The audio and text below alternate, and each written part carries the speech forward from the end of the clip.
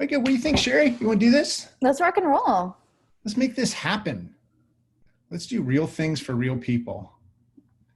All right. I don't have my intro music, but big shocker. Hum a happy tune. Always goes in Make later a good anyway. show tune. Yes. There's the static. And then it's like this guitar thing. Me. Welcome to the Bureau Briefing, a podcast by the Bureau of Digital about awesome people doing awesome things, or possibly COVID-19. Welcome everybody to the Bureau Briefing Live. It is great to have you here. And I want to thank our special guest, Dr. Sherry Walling, who is here with us. Sherry, this may be an odd question to ask you as a psychologist. How are you doing? Ooh, good question. Oh my gosh. This is where I start crying. No, I have good days and bad days like everybody else. In my work, because I do a lot of, being present and showing up for other people in their journeys, all of that work has become, I think, a little bit heavier because the people that I care for are working with heavier things. And like many other people, I'm trying to do my work. And now, woohoo, homeschool my 3 children. So there are days when I'm like, what happened to my life? But generally speaking, I'm finding ways to cope relatively well. And so I would say good days and bad days.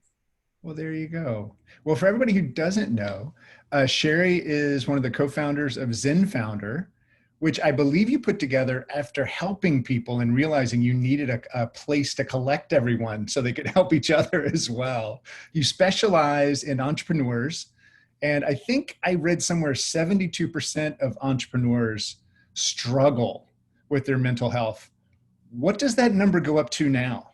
105%. 105%. All the things, everyone. There you go. Well, I am curious. I know that you do aerial yoga. Like that's one of the things, like I've been trying to figure out everybody and how they do their different stuff, take care of themselves. Have you been able to do that while you're at home? Yeah. So I practice aerial yoga and then kind of a level up, which is really circus oriented aerial sling. Which awesome. Is like my deep love. And really, you're right. The way that I work out my own mental health stuff is through this really creative, really physical expression. And I do have a small rig in my home, so I can do some yoga-ish stuff, but I can't do my big fancy circus tricks because I just don't have the right setup to do it safely. So I am missing that, but glad to have something I can do in my home at least. Well, I look forward to when you can do your big circus tricks again. Woohoo! So that'll be great. Well, as we always do when we have you on the show, I like to start off by having my personal therapy session. All right. So I hope that's okay. Let's just dial in.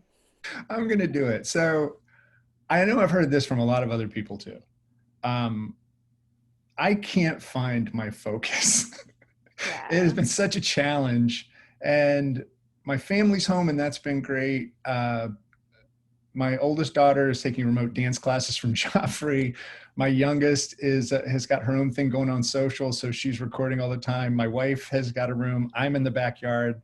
It's this thing where we're trying to give each other space, but at the same time, I just find myself clicking from one tab to another on my browser. Yeah. And I'm replying to emails and I'm doing things. I'm going through the motions, but how do we find our focus right now when all this craziness is going on? Yeah, I think first we have to be really compassionate with how many things we're working with now that we weren't working with 6 weeks ago, or certainly 4 weeks or 8 weeks ago. The sense in which the world is in this big crisis and we're keeping tabs on that. We're thinking about our own health and well-being. We're thinking about the health and well-being of people that we love. So, in some ways, deep focus is probably not a super reasonable expectation right now. And I know that that's a little bit contrary to some of my, my brothers and sisters in the marketing world who are like, hey, pivot your business right now. I've got the 5-week course to help you do it. But the reality is that a lot of our bandwidth is taken up by family things and world things and health things.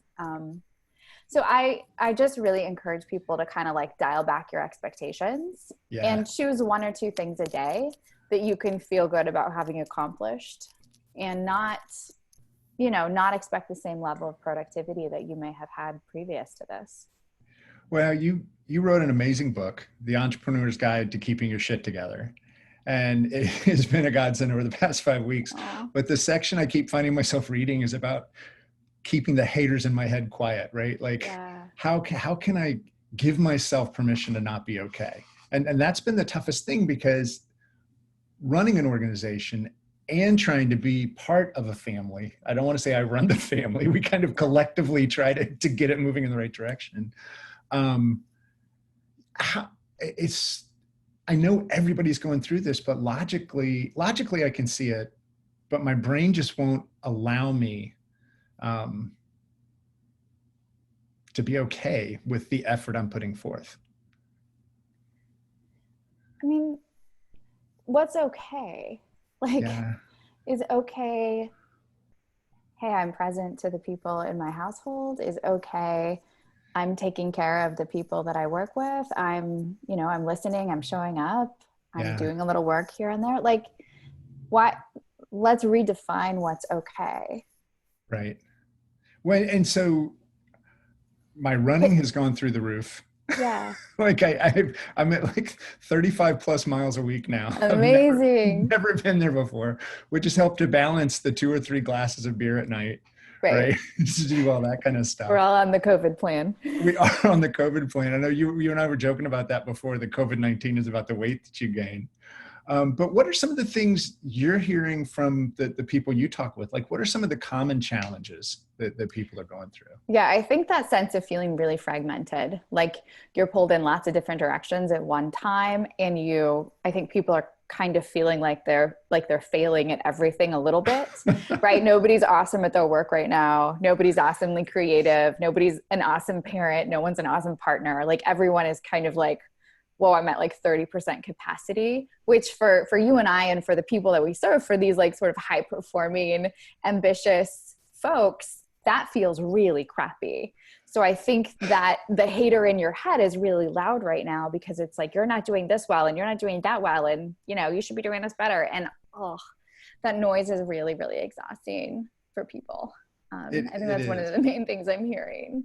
Yeah, I'm not surprised, especially depending on what your role is where you work. And a lot of people are having furloughs, which I just think is the funniest word, and layoffs and, this sort of stuff. And I think that was some of the conversations we had at the Bureau with a couple of people that weren't going to be able to be with the team for a while. We talked about it like going into a deep freeze while we found a new world. Like, I was going to wake everybody up once we got over there and we'd figure it out. And the amazing understanding everybody had, they were like, you didn't screw up the company. You didn't do anything wrong. It's a pandemic, for God's sakes. Yeah. Talk about things that are absolutely outside of your control. I mean, I think that's another thing that a lot of entrepreneurs are really carrying, is the sense that, like, as they're having to make adjustments in their staff, the guilt and the weight of that, wow, really, let's talk about things that are so far out of the scope of your control. You can run an excellent business that's really careful and thoughtful and still, need to make some adjustments right now. And I think giving yourself the grace to say, hey, this really is not what I would have chosen, and that's outside of my control, and like, be okay with the existential crisis of that. Yeah. So we did get some questions in ahead of time. And I wanted to go ahead and go with those. They're all anonymous, which is why they came in ahead of time. Okay. But I'm just going to pick the ones I like. What do you think? Cool. I think that's your prerogative. I'm going to take control. Life feels like a marathon of sprints right now. How do I feel normal again? It's just a simple question. But yeah, I mean, this is obviously, time is so weird right now. And I think that's what they're trying to get at, is how do I get to this sense of normalcy just in terms of my day? Yeah. I don't know about the word normal right now. I Yeah, mean, people are right. saying like, what's, this is the new normal, or when do we get it back to normal? Like, I don't know. I think I normal's think, gone. I think the thing though, that is possible for all of us is to feel grounded and present in our own bodies and to, in the moments of the day where it feels like, whoa, I am riding these giant waves and I don't know what's going on or what's coming or how long this is going to last or where my emotions are or how my brain works anymore. Just like dial down, sit on the floor, lay on the floor, kind of feel your body in space, take some deep breaths. And I mean, I'm being a little bit playful, but really, like, what does it No. feel to be fully present in your body and just say, hey, here I am in this moment. I'm sitting with my dog. I'm sitting on my grass. I am sitting in front of my computer and I'm here. And this is what I'm doing. And I'm doing my best. That's the best version of normal that I can come up with right now. Right. And Well, and it's, go ahead. I was going to say, and it's really, I think, quite anchored to being in your body and not in Mhm. the hamster wheel situation up here in your head. It is so crazy. And so, yeah, I use Headspace, and a lot of people Mm. do. Meditation's been hit or miss for me lately. I can get like Yeah, 5 minutes in and be like, nope, it's not happening. But I think one of the things in Headspace that was amazing to me was this idea that, thoughts are cars on a highway and you can choose if you get in or not. sure. And so that's been kind of my thing. It's like when I find myself going down that path, I'm just like, you know what? No, Don't I get in the see creepy you. Uber. You're real. I'm just going to let it go. Yeah. Because how many people have been in the back seat of that thing without gloves on? That's all I'm going Wait, to wait, say. wait. Don't get in the creepy Uber. I'm not going to get in there. Not at all. Journaling is a big thing for me as well. And Mm, it's been funny to just go back a few days and see the difference in my mindset and yeah. realize I actually wrote this the other day, and I don't know if we'll get in trouble because I'm live streaming this on YouTube. But at the end of a post, I wrote, happiness is a fucking choice! Exclamation point. And I swear, if it had been a pencil, I'd have broken off the lead. Bam. It was so crazy. Let's see. Another question here. I feel like I've kept my work life and my family life in pretty good shape, but I've put on about 10 pounds in the past few weeks and I feel like crap. Mm. I don't know if that was just a confession. I don't know that there was a story there. Well, But I mean, like we can focus on the negative there, which we can also talk about the body stuff, but like you've kept 2 out of 3 really really important categories pretty running, good. so I think that's probably like a net win. If you feel like your work is really solid and your family life is great, Yeah. that's amazing. So pat yourself on the back there. I would say about the weight gain, like that's the reality for lots of us right now. And I think especially if you're nailing your work life, that may mean you're in front of a screen a lot. And Right. so, just looking for little ways to make adjustments where as part of connecting with your family, you can be moving, or as part of engaging with work life, you can take some calls where you're walking.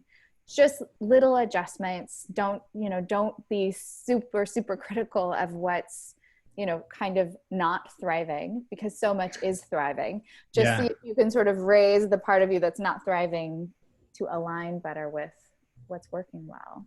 I think that's great advice. And I was talking with a friend the other night. We were having a virtual glass of wine because we don't want to drink alone.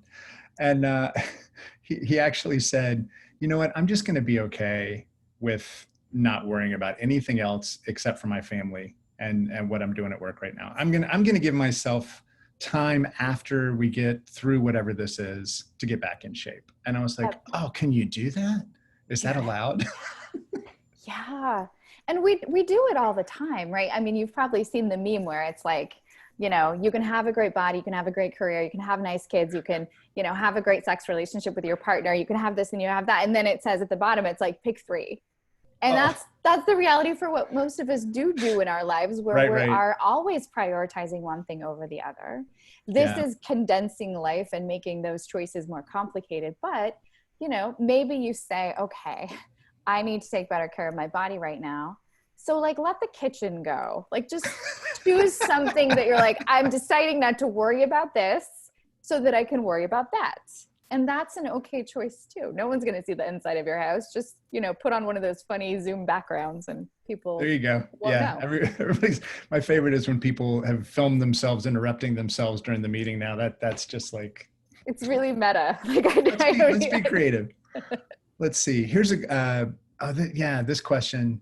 Our company is really benefiting from the pandemic and I feel horrible. I don't want to share how we're doing.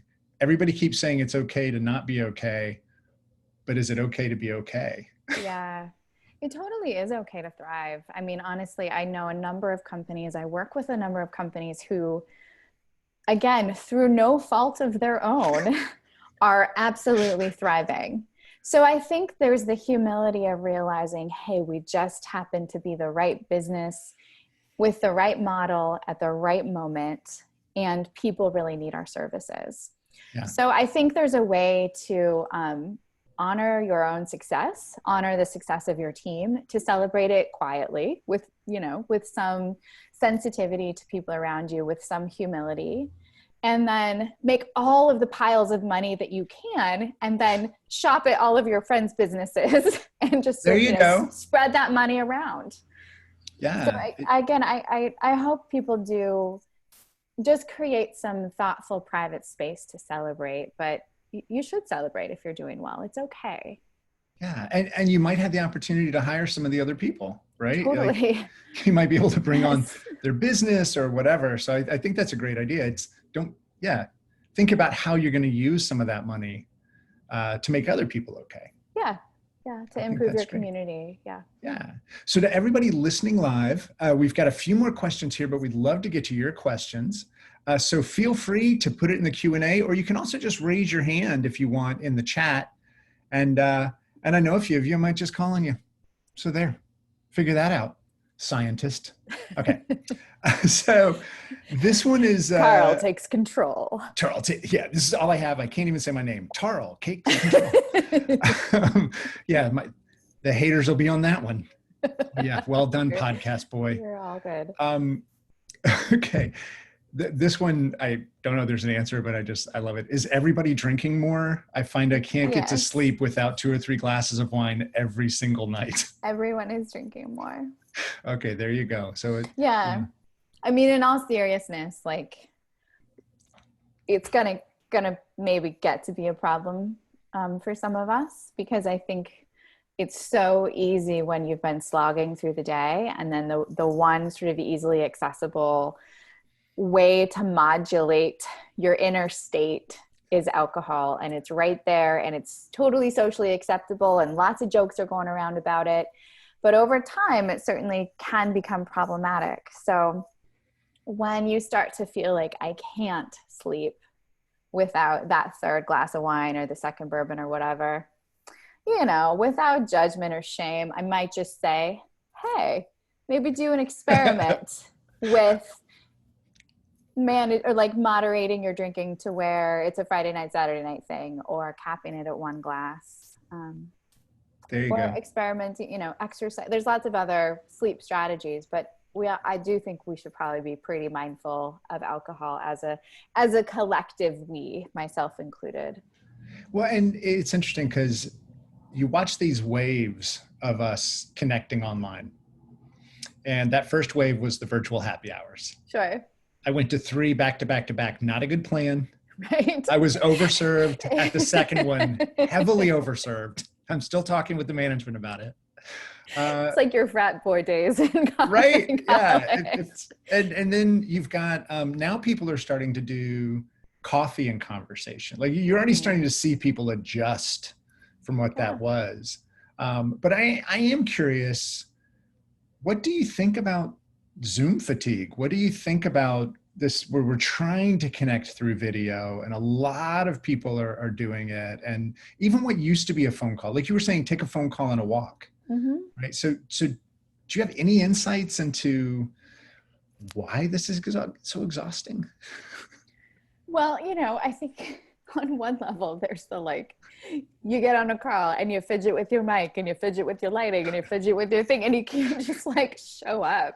And I'll tell you the truth. This morning, I met my girlfriend in a parking lot, and she sat in the driver's seat of her car and I sat in the driver's seat of my car, and we yelled back and forth while I drank my coffee and she drank her coffee, because I was like, I need to see a human in three dimensions that I don't live with. Yeah. So, you know, we're social distancing and we're careful and whatnot, but like, good Lord, I just want to see a human.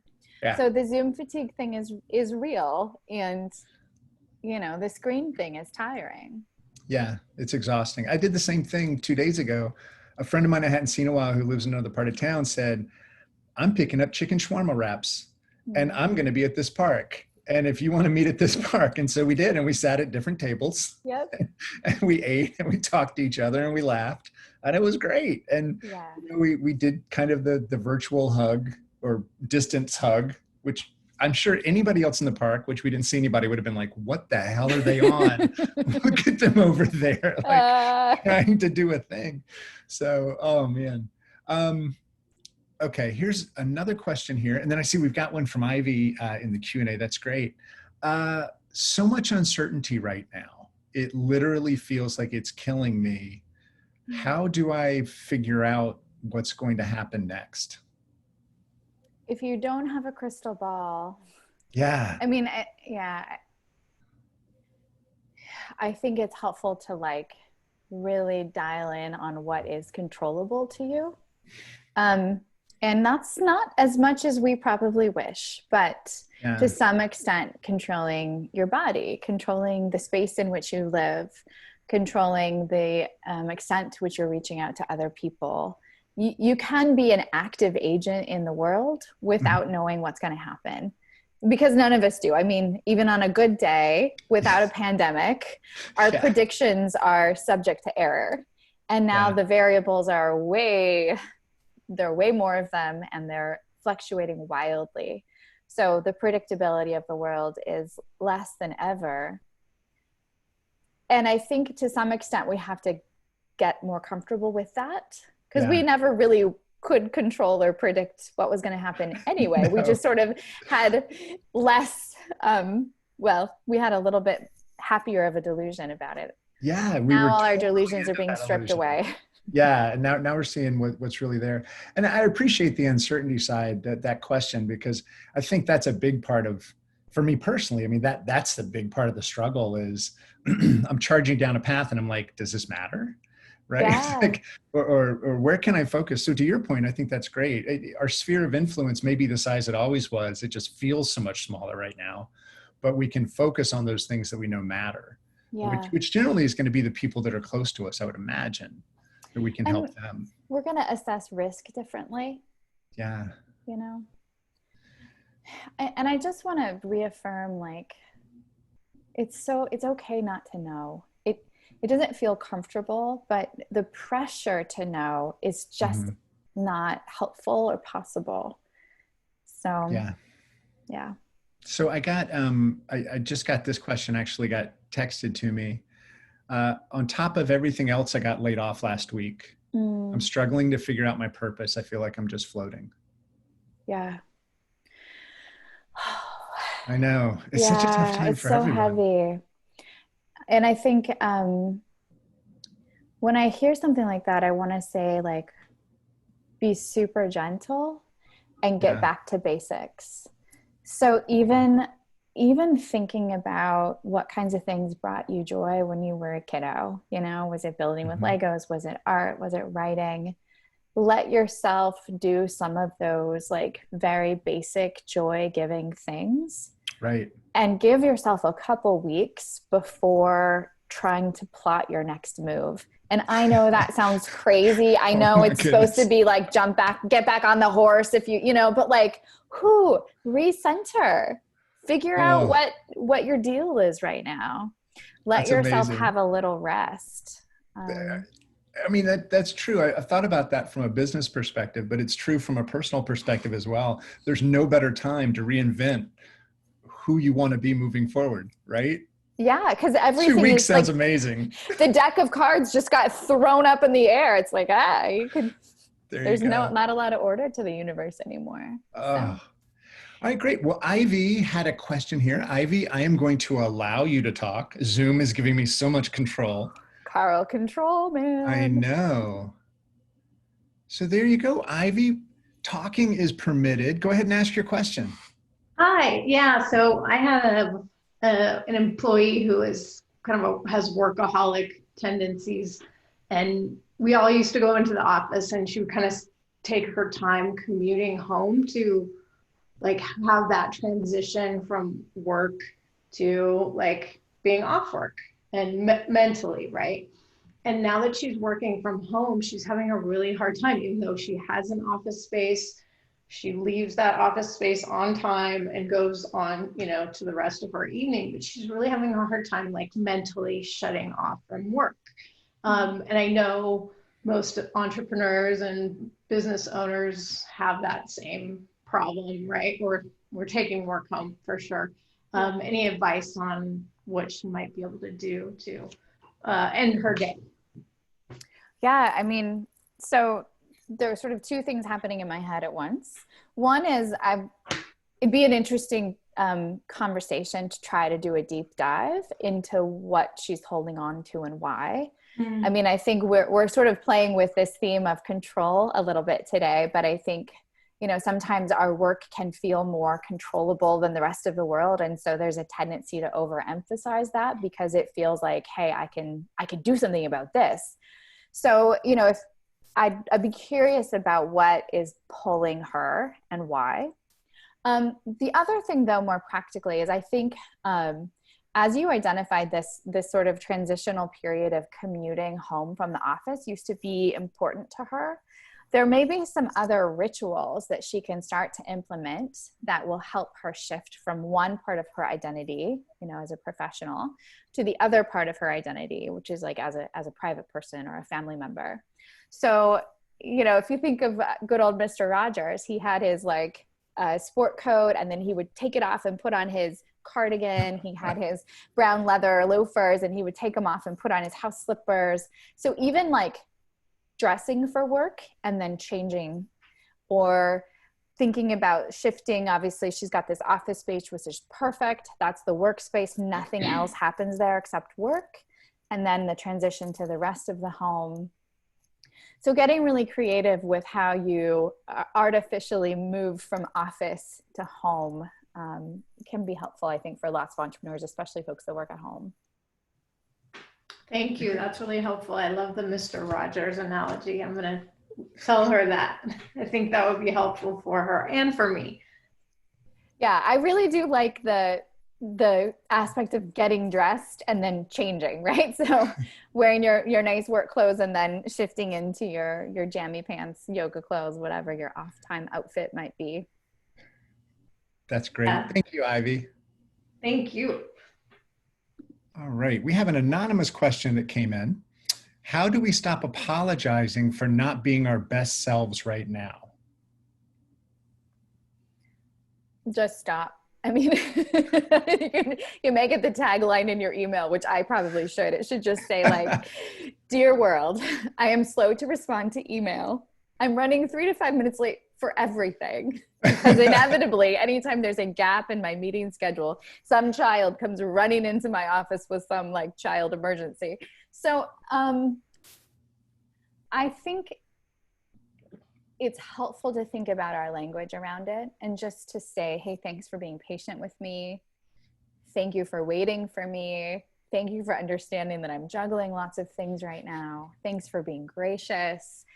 Whatever it is, make it a thank you instead of an I'm sorry. And I think that will help us all stop feeling sort of shamed about the fact that there's just a lot we can't control that's happening around us right now. Wow, that's really powerful. I swear I've started 100 emails with, "I'm sorry it took me so long to get back to you." Just the idea of saying, thank you for your patience.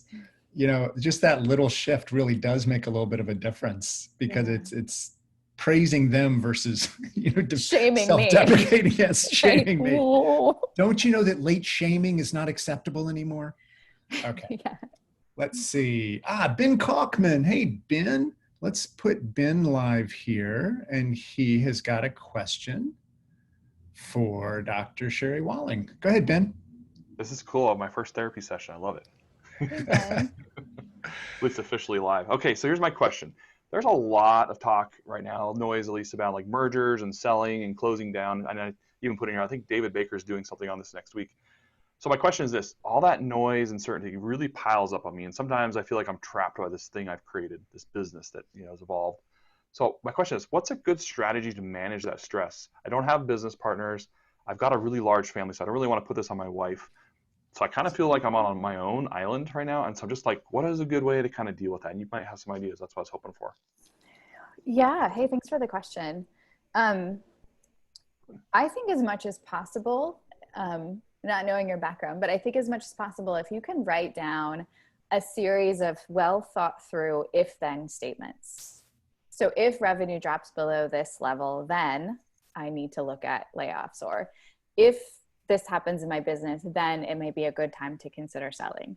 So I guess the point is try to sort of write down the principles for making those decisions that is grounded and centered for you, so that every time you get a news clip or a piece of information or a headline or, a story from someone else, you don't have to go through the same thought process over and over and over again, which is of course exhausting. So write down for yourself when it might be a good idea for you to make a move, independent of what's happening with all of these other folks. That sound good, Ben? Yep, I'll give it a try. That makes sense. I think another thing is it's a great time to be in a mastermind, to get a couple of other business owners who, have similar kinds of situations, who are trustworthy. It's a great time to just like spin up a couple of those relationships to talk through some of this stuff with. I'm sure there are other people in the bureau, or, to gather a little crew around you. Cool. Thank you. Yeah, that's great advice. All right. Let's see. I'm learning to drive my Zoom. Doing well. All right. We have another anonymous question that just came in. Any advice on how to try to get focus back with things that are not work related? Feel like there's so much effort to stay focused at work that the things that used to be some brain downtime, reading, Netflix, etc., I can't really focus on, which makes it feel like there's only work, worrying about job security, etc., taking care of the family, and no downtime from these concerns. Yeah, I mean, I think we have to think about what kind of mental capacity we have at the end of the day. So if you have a really, a business that requires a lot of interpersonal interaction, or requires a lot of creativity, requires a lot of screen time, maybe those muscles are sort of fatigued at the end of the day. And so then you want to think, okay, what other parts of me might have some bandwidth? One of the things I know a lot of people are doing right now is a lot of like baking or making bread. So much bread. Which is a great thing to do with your family. And also just for most of us, a really different set of skills than the kinds of brain muscles, to speak in a highly technological way, the kinds of brain muscles that we're using in our day job. And I think it's also okay to just sort of wonder like, hey, what do I have energy for? I walk around the block, play with Play-Doh, do some drawing, like kind of open up the range of activities that may previously have been helpful or soothing to you, and see if it's not time to maybe return to an earlier form of play from an earlier time in your life, or just a different creative strategy. Yeah, I think that's great. And, for me, I went back to watching television. Like I had quit watching television for a long time, and Ozark makes me feel great about me because I'm not in that shit show. Right. There you go. There you go. The catharsis of something horrible. Rewatch Breaking Bad. You're fine. You're going to be good. Your family's totally normal. Yeah. And I love this. It was anonymous, all the cookies all the time, because now we know who stole the cookies. It was anonymous. Let's see. All right. Another anonymous question. Is it normal to have a few days of productivity followed by 1 or 2 days of struggle? How can I find better balance? Man, I have experienced that as well. Yeah, I think that's super normal. And that might be good balance, right? Like, that's it. Again, I feel I don't want to be like the bearer of bad news, but like right now, that might be a really good balance for you. So on the days that you feel really focused, man, double down, maybe work a little longer, protect that time. And on the days that you're just like, I'm not feeling it today, I would say, as much as is reasonable, don't fight it. Check in with your email, do the bare minimum, work for 3 hours, go for a long walk, have a nice lunch, come back to just listen to your own body and your own mind and your own heart and what you have energy for, and try not to be forceful on the days that you just don't have it. Yeah, I think that's great. 2 days ago, I was working on a proposal, and I closed my laptop and got in my car and just drove for a while. Yep. I was like, I just can't do this right now. I don't know why. And I ended up at this little park, and sitting by the water, and opened my laptop, and I wrote the proposal. Yeah. Right. It was just, I just had to give myself that distance and get out of a room. Yep. Which I know not everybody can do right now. Yeah. But in normal times, you might go to a coffee shop, or you might go to your office, or you might, exactly. Again, so changing the setting is super helpful. Maybe it means working in the basement instead of the living room, or maybe it means working outside for a little while. So mix up the setting is really helpful. All right. We've got another anonymous question. How do I stay motivated with almost no attention from my superior? I do best with communication. It might be a good thing to tell them. It's valid. It is valid, because most of us are used to having, if we work in close-knit teams, we're used to having like a tight feedback loop around our work. So now that we're suddenly distributed, depending on which situation was before, we're all reconstituting what the feedback loop looks like. So normally I do something, I get feedback from someone else, I make an adjustment. There's this sort of iterative process. And if that's something that's really helpful to you and it's not happening, I think that's a really great piece of feedback and like reasonable thing to request. Yeah. Also thinking about how you can maybe loop in peers or other people who might at least be more available for some more check-ins, so you don't feel like you're working in a vacuum. Because I think, it's certainly hard if you're used to having a more communicative relationship and then all of a sudden the focus is gone. Yeah. If that person is at capacity, then, I think you have to get a little creative and maybe be a little bit more self-disciplined, or also maybe your productivity is a little less. Both are possible. Yeah. And, it's interesting because I've felt that too, not necessarily it's just that isolation of I'm putting all my energy into something, but I'm not getting any energy back. Mm-hmm. And that's when I get exhausted, right? I mean, that's kind of what burnout is, right? When all the energy leaves, and it's just like, all right, is anybody out there? What's happening? So, yes. All right, great. Well, we have got a question here from my good friend, Matthew Oliphant, known as Matto. Matto, I am going to allow you to talk. We used to work together and I would never let him talk. So we'll see how it goes right now. Well, I had a long conversation with him at a bureau event one evening. You did? We did. Yeah. Let's see. Go for it, Matto. I'm well sought after for conversations. Hello.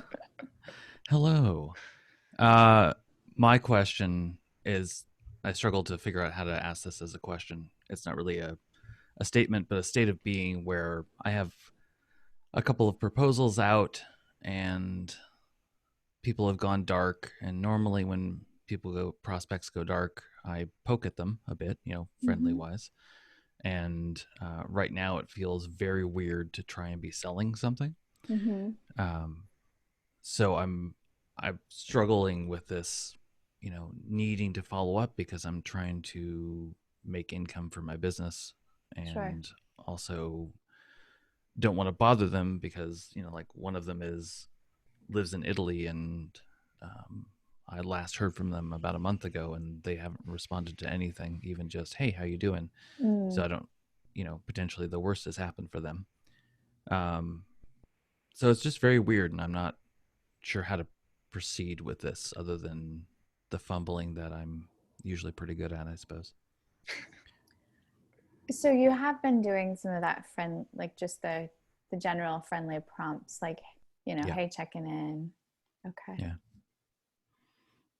But it's, but it's like, I would like you want to do this. They don't seem to be shopping around to anybody else for doing the work.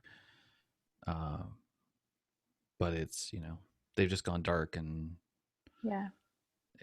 I feel awkward poking at them now because of everything that's going on. Well, I think what I would initially suggest, it sounds somewhat like you've already done, which is just the friendly, like authentically concerned, hey, are you okay? Like, what's going on your end? Like, I know you're in the middle of a pretty intense part of this pandemic. How are you? So if you've done that kind of just human to human check-in and it's still no response, I mean, I think you can patiently wait and keep doing that a little bit more. But when someone's gone, when the lead's gone dark, the lead's gone dark. I'm not sure how much more. And I think I would just say that to you in the sense that you can only do what you can. You can't get them to respond if they're not responding. One resource that might be helpful to you is my friend Stelly FD he's the CEO of close.io. And he's been, I think, really thoughtfully talking a lot about how to sell in the midst of this, or just how to have sales kinds of conversations. So his material might be helpful to you, but it's certainly a really sensitive human conversation. Yeah. Thank you. Well, and Matto, I'll also just share that this was some other conversations that we've had. There are a lot of people that are going through exactly what you're going through. So again, the beating yourself up when you're in a situation that everybody's in. And we actually were joking about eating versus empathy the other day. It's like, I want to care about everybody, but I got to feed my family. And I think that becomes the challenge the longer that this goes on. Yep. Yeah. Well, that is our questions, and it's actually our time as well.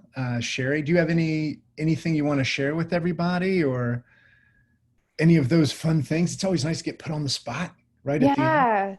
Yeah. One of the things that I've been thinking about a lot is just really the sensitivity around figuring out how to grieve well. And I don't know that we're using that word enough, but I think all of us are in some level of grief, whether or not we've lost someone that we care about. We've all lost a lot of our plans. We've lost the intentions that we had. Some of us have lost employees. There's just a lot of loss happening around us. And when you're in grief, I think that framing of it is an invitation to really be quite tender with yourself and with the people around you. I think of just, even our children, like kiddos who aren't going to have Little League and who are going to miss the spring musical or aren't going to have graduation ceremony, like big, big losses. And so when we can conceptualize those things as loss, I think it helps us to be pretty gentle and tender with ourselves and with our families who are in some pain. So yeah, that would just be one way to end it. Be gentle, be nice. That makes a tremendous amount of sense. And I think that is the struggle. It's realizing that we're not going back to somewhere, we're going somewhere new. And we couldn't bring everything with us. Yeah. Yep. Yeah. Well, Sherry, thank you so much for being here with us today. Thanks to everybody who came in for Bureau Briefing Live. I think we'll keep doing it this way. It was a lot more fun. And have a great weekend. We'll see you next week. Thanks so much, everyone. Take good care. Thanks, Sherry.